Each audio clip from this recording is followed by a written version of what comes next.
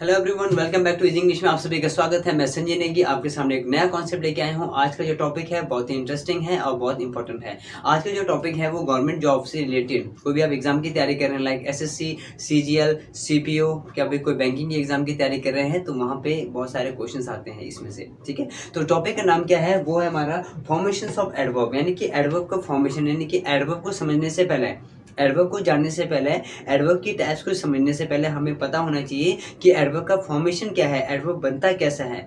कई कई लोग क्या कहते हैं, कई लोग कहते हैं ना कि एडवर्ब सर वही होता है जिसके एंड में एल वाई लग जाता है तो वो एडवर्ब होता है। ठीक है, एल वाई लगने से एडवर्ब होता है, पर जरूरी नहीं कि हर जगह एडवर्ब में एल वाई लगे। कहीं जगह एल वाई लगने से मीनिंग भी चेंज हो जाता है, उसका जो है मतलब चेंज हो जाता है, तो वो कभी एडवर्ब नहीं बनता है, उसका कहीं और जगह कुछ और बन जाता है। ठीक है, तो वो कॉन्सेप्ट मैं आज आपके सामने लेके आया हूँ, तो आप वीडियो पे बने रहिए, बिल्कुल मिस मत कीजिए इस टॉपिक को, क्योंकि टॉपिक बहुत इंपॉर्टेंट है। प्लस आप इस वीडियो को आगे से आगे शेयर करते रहिए ताकि आपके यार दोस्तों तक पहुँच जाए और वो भी अपने एग्जाम की तैयारी इजीली कर सके। ठीक है, तो हम बात करते हैं फॉर्मेशंस ऑफ एडवर्ब में। सबसे पहले बात करते, देखिए जैसे मान लो आपके पास कोई वर्ड है, जैसे आपके पास कोई वर्ड है, जैसे अगर वर्ड क्या है, अगर आपका वर्ड क्या है, एडजेक्टिव है, एडजेक्टिव, अगर आपका वो वर्ड एडजेक्टिव है और आप उसमें क्या कर रहे हैं, एल वाई लगा रहे हैं, यानी कि एक वर्ब है, एक वर्ड है आपके पास एडजेक्टिव है और उसमें आप क्या लगा रहे हैं, एल वाई लगा रहे हैं। और जो दूसरा वर्ड है वो है नाउन और उसमें भी आप क्या कर रहे हैं, एल वाई लगा रहे हैं। अब यहाँ पे क्वेश्चन ये है, मुद्दा ये है कि ये दोनों में तो एल वाई लग रहा है, तो कौन सा हमारा एडजेक्टिव होगा और कौन सा हमारा एडवर्ब होगा। मेन मुद्दा क्या है, हमें तो एडवर्ब के बारे में पढ़ना था, तो ये दोनों में से एडवर्ब कौन सा होगा, क्या नाउन के साथ एल वाई लगाने से एडवर्ब बनेगा या फिर एडजेक्टिव के साथ एल वाई लगाने से वो एडवर्ब बनेगा। तो मुद्दे को समझना है, कॉन्सेप्ट को समझना है। ठीक है, मुद्दा क्या हमारा कि इन दोनों में से कौन सा एडवर्ब है।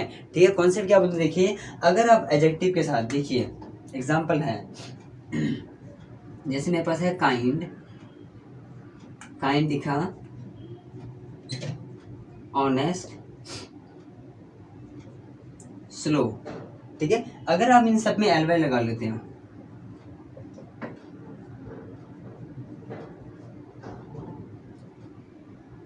अगर हम इन सब में एल वाई लगा लेते हैं तो वो बनता है हमेशा के लिए एडवर्ब बनेगा। कॉन्सेप्ट क्या बोलता है कि एडजेक्टिव के साथ अगर आप एल वाई लगा दो तो वह बनेगा एडवर्ब बनेगा। क्यों? क्योंकि वो वर्ब को क्वालिफाइज करता है। एडवर्ब का मतलब क्या होता है, जो वर्ब के बारे में बताता है, वर्ब को चेंज करता है, वर्ब को मॉडिफाइज करता है, वर्ब को मॉडिफाई करता है, एडजेक्टिव को मॉडिफाई करता है और वो अपने आप को भी मॉडिफाई करता है। एडवर्ब को अपने आप में ही मॉडिफाई करता है। देखिए अब यहाँ पे सारे क्या हैं, वर्ब है और ये क्या सारे के सारे एडजेक्टिव है। तो एडजेक्टिव में मतलब काइंड के साथ अगर एल वाई लगा दो तो वो क्या बनेगा, काइंडली। ऑनेस्ट के साथ लगा लो तो वो क्या बनेगा, ऑनेस्टली। स्लो के साथ लगा लो तो वो क्या बनेगा, स्लोली। यानी कि एडजेक्टिव के साथ अगर आप एल वाई लगाते हैं तो वो क्या बनेगा, 100% एडवर्ब बनेगा। कंफ्यूज नहीं होना है। ठीक है, दूसरा कौन से बोलते हैं, नाउन के साथ अगर आप एल वाई लगाते हैं, नाउन में जैसे लिखा मैंने mother plus L Y, brother plus L Y, friend plus L Y, sister plus L Y. क्या करें अब इसका बताइए, अगर आप इसमें एल वाई लगा लेते हैं तो ये क्या बनेगा। कॉन्सेप्ट को ध्यान रखना है, इसको कॉपी में नोट करना है। अभी आप कॉपी पेन लेके बैठना है साथ के साथ, ठीक है ना, कॉपी पेन लेके बैठना है। जब ये मेरी वीडियो आता है ना तो कॉपी पेन लेके बैठना है, क्योंकि कॉन्सेप्ट बताता हूँ मैं, वो कॉन्सेप्ट को याद नहीं रखा जाता है, उसे लिखा जाता है, लिखने से ही आपको याद रहेगा हमेशा के लिए। ठीक है, अब ये बोलते हैं कि नाउन के साथ अगर आप एल वाई लगाते हैं, दुनिया में कोई भी नाउन हो, किसी भी नाउन के साथ अगर आप एल वाई लगा लेते हैं तो वो क्या बनता है, आजीवन के लिए एडजेक्टिव बनता है। क्या बनता है, वो एडजेक्टिव बनता है। नाउन के साथ एल वाई लगा लो तो वो क्या बनेगा, एडजेक्टिव बनेगा। जैसे मदर लिखा तो मदर का क्या बनेगा, मदरली। ब्रदर का ब्रदरली, फ्रेंड का फ्रेंडली एंड सिस्टर का सिस्टरली।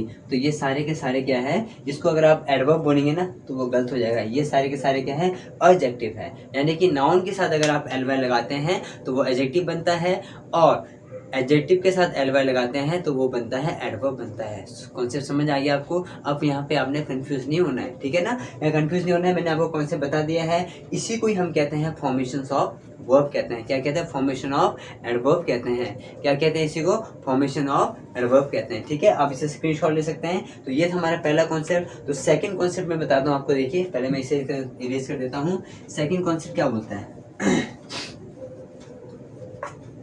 सेकंड कॉन्सेप्ट क्या बोलते हैं? देखिए, एक एग्जांपल देता हूँ मैं आपको। एक एग्जांपल है, I went on food. I went a food. I went a food. अब इसमें से कौन सा सेंटेंस सही होगा बताइए? इसमें से आपको जो सेंटेंस होगा, एक तो हमारा पहला वाला बिल्कुल सही है। क्यों? इसका मतलब क्या हो रहा है? आई वेंट ऑन फूड, मैंने कि मैं पैदल गया, मैं पैदल गया था। ठीक है ना, मैं चल के गया था, पैदल गया था। अगर मैं बोलता कि मैं पैदल गया था तो इसको इंग्लिश में बोलेंगे आई वेंट ऑन फूड। मैं पैदल जाता हूँ, आई गो ऑन फूड बोलेंगे। ठीक है, तो ये भी हमारा सही है। और दूसरा वाला क्या है? I went a food. I went a food, ये क्या हो जाएगा? गलत हो जाएगा। बट तीसरा वाला क्या हो जाएगा? सही हो जाएगा। क्यों? क्योंकि यहाँ पे देखिए, यहाँ पे और यहाँ पे बहुत फर्क है। यहाँ पे जो ए लगा है वो वर्ड, यानी कि वर्ड से थोड़ा सा डिस्टेंस में है, और यहाँ पे जो ए है ना, ये वर्ड के साथ ही है। तो कॉन्सेप्ट देखिए, किसी भी वर्ड, देखिए किसी भी वर्ड के पहले, किसी भी वर्ड से पहले ए लगाने पर एक नया वर्ड बनता है। किसी भी वर्ड से पहले ए लगाने पर एक नया वर्ड बनता है, जिसे हम कहते हैं एडवर्ब कहते हैं। क्या कहते हैं? जिसे हम कहते हैं एडवर्ब कहते हैं। अब एडवर्ब का मतलब क्या आता है? जो वर्ब को क्वालिफाइज करता है। वर्ब कौन है? इसमें वेंट है ना, वर्ब है कि नहीं है? वर्ब हमारा है। ये कौन सा वर्ब है? मेन वर्ब है, सेकंड फॉर्म यूज हुआ है। तो यानी कि मैं गया था, किसे? पैदल गया था। यानी कि मैं गया था किसे? पैदल गया था। तो अ फूड का मतलब क्या हो गया? यहाँ पे पैदल हो गया। अ फूड का मतलब क्या हो गया? पैदल हो गया। तो यहाँ पे ये क्या बता रहा है? ये एडवर्ब बना रहा है इसको। ये क्या बन रहा है? एडवर्ब है। यानी कि किसी भी वर्ड के साथ, किसी भी वर्ड से पहले अगर आप ए लगा लेते हैं तो वो एक नया शब्द बनाता है, जिसे हम कहते हैं एडवर्ब कहते हैं। जैसे देखिए एग्जाम्पल में देखा मैंने, जैसे न्यू, केयर, स्लीप। ठीक है, अगर आप इसमें ए लगा लेते हैं तो ये क्या बनेगा? A new. इसके बाद अ केयर, इसके बाद लिखा अस्लीप। तो ये सारे के सारे क्या है? एडवर्ब हैं। ये सारे के सारे क्या है? एडवर्ब। बट मीनिंग चेंज नहीं होगा, मीनिंग वही रहेगा। मीनिंग चेंज नहीं होगा, मीनिंग क्या रहेगा? यहाँ पे मीनिंग आपका वही रहेगा, बट वो क्या बन जाएगा? इसको एडवर्ब बना देगा। क्यों? इससे पहले अगर आप ए लगा लेते हैं तो मीनिंग क्या बन जाएगा? एडवर्ब बन जाएगा। जैसे लिखा मैंने अ बैड, अगर आप अ बैड करते हैं तो गलत हो जाएगा। सही क्या बनेगा? A bad. ये बिल्कुल सही हो जाएगा। क्लियर हो गया? तो ये कॉन्सेप्ट था। दो तरह का मैंने कॉन्सेप्ट बताया था। एक मैंने आपको बताया फॉर्मेशंस ऑफ एडवर्ब, यानी कि एडवर्ब बनता कैसा है। एडजेक्टिव के साथ अगर आप एलवाई लगा दो तो वो एडवर्ब बनता है, और नाउन के साथ एलवाई लगा लेंगे तो वो क्या बनेगा? एडजेक्टिव बनेगा। ठीक है, तो वो पहला कॉन्सेप्ट था। सेकंड कॉन्सेप्ट मैंने बताया कि किसी भी वर्ड से पहले अगर आप ए लगा लेते हो ना, किसी भी वर्ड से पहले ए लगाने पर एक नया वर्ड बनता है, जिसे हम कहते हैं एडवर्ब कहते हैं। किसी भी वर्ड के साथ अगर ए लगा है तो वो क्या है? बेझिझक, बिना डरे हुए आपने उसे कह देना कि वो क्या है? एडवर्ब है और कुछ नहीं है। ठीक है, तो यहाँ पे कंफ्यूज नहीं होना है। अब हम बात करते हैं कुछ इंपॉर्टेंट जो एडवर्ब के जो फ्रेजल वर्ब्स हैं। कुछ एडवर्ब के क्या है? कुछ फ्रेजल है। फ्रेजल मतलब कि क्या होता है? कुछ मुहावरे हैं जिसमें स्पीकिंग के लिए आपको यूज़ होने वाला है, स्पीकिंग में आपका काम आने वाला है। तो वो कौन कौन से वर्ब है वो मैं आपको बताता हूँ। कौन कौन से फ्रेजल वर्ब है मैं आपको बताता हूँ। पहले मैं इसे लिस्ट कर देता हूँ। ठीक है, फ्रेजल एडवर्ब क्या है वो बताता हूँ मैं। ओके, अब हमारे पास क्या है? सम important adverbs phrases, यानी कि एडवर्ब की कुछ मुहावरे हैं, कुछ फ्रेजेस है जो कि स्पीकिंग में बहुत ज़्यादा काम आता है। ठीक है, बहुत ज़्यादा काम आता है। जैसे फर्स्ट हमारे पास है here, after, there, after, here, in, there, in, here, about, there, about,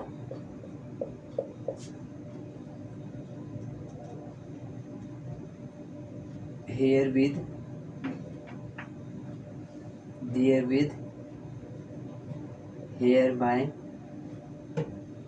there bye.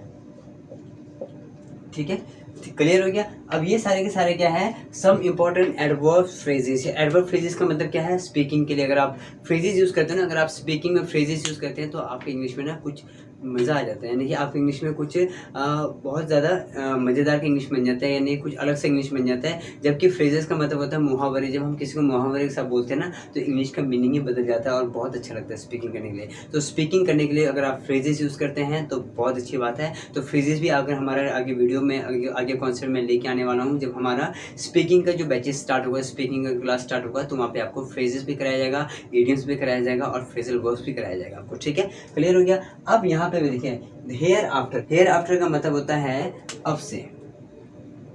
Hair after का मतलब होता है अब से। देयर आफ्टर का मतलब होता है तब से। हेयर इन का मतलब होता है इसमें। देयर इन का मतलब होता है उसमें, यहाँ, पास में। देयर आफ्टर, देयर अबाउट, वहाँ, पास में। ठीक है, इसमें बनेगा आपका हेयर विद मीन्स इसके साथ। देयर विथ होता है उसके साथ। हेयर बाय इसके द्वारा। देयर बाय उसके द्वारा।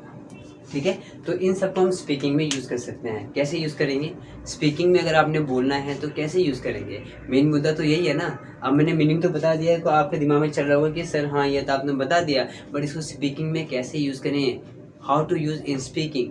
How to use in speaking तो मैं बताता हूँ। तो जैसे मैंने कहा हेयर आफ्टर, अब से, जैसे मैंने कहा अब से मैं आपको इंग्लिश पढ़ाऊँगा। Hereafter I will teach you English. मैं तब से आपको इंग्लिश पढ़ा रहा हूँ, मैं तब से आपको इंग्लिश पढ़ा रहा हूँ, तो बोलेंगे thereafter I am teaching you English. Thereafter I am teaching you English हो गया। इस तरह से है हेयर इन, इसमें मैंने कहा कि हेयर इन सम सॉल्ट। हाँ, हेयर इन सम सॉल्ट, इसमें थोड़ा नमक है। देयर इन, उसमें। देयर इन सम शुगर, उसमें कुछ चीनी है। कुछ भी आप बोल सकते हैं सेंटेंस। इसके बाद हेयर अबाउट, हेयर अबाउट में यहाँ पास में। कहाँ रहते हो, I live in, I live hereabout in, I live hereabout, I live in hereabout. आप कहाँ, जैसे आपको कोई पूछता है आप कहाँ रहते हो, मैंने कहा कि मैं यहाँ पास में रहता हूँ, तो हम बोलेंगे I live in hereabout, I live in hereabout. और वो कहाँ रहता है, वो वहाँ पास में रहता है, तो बोलेंगे he lives in thereabout, he lives in thereabout. तो इस तरह से हम सेंटेंस बना सकते हैं, कोई मुश्किल बात नहीं है। अब सेंटेंस बनाना तब आएगा ना जब मैं आपको टेंस में पहुंचूंगा, जहाँ पे आपको सेंटेंस का स्ट्रक्चर, सेंटेंस फ्रेमिंग आपको समझाऊंगा, तभी आप सेंटेंस बना पाएंगे। ठीक है, उसके बाद है हियर विद, इसके साथ। मैं इसके साथ जाऊंगा, मैंने कहा मैं इसके साथ जाऊंगा। I will go herewith, I will go herewith. मैं उसके साथ जाऊंगा, I will go therewith, I will go therewith उसके साथ। हेयर बाय, इसके द्वारा, ये काम इसके द्वारा है। ये काम किसने किया, ये काम इसके द्वारा किया गया। This work is done hereby and that work is done thereby. तो hereby and thereby इसके द्वारा और उसके द्वारा। ठीक है, आई होप कि आपको टॉपिक समझ आ गया होगा। तो नेक्स्ट वीडियो में मैं आपको लेके आऊँगा कि एडवर्ब का डेफिनेशन लेके आऊँगा, एडवर्ब होता क्या है और एडवर्ब के कितने टाइप्स होते हैं, वो सारा कॉन्सेप्ट मैं आपको लेके आऊँगा। तब तक आज इस वीडियो को रिपीट करते देखिए, 10 बार देखिए, जब तक समझ नहीं आता तब तक देखिए। ठीक है, तब तक हम मिलेंगे नेक्स्ट वीडियो में। All the best, God bless you.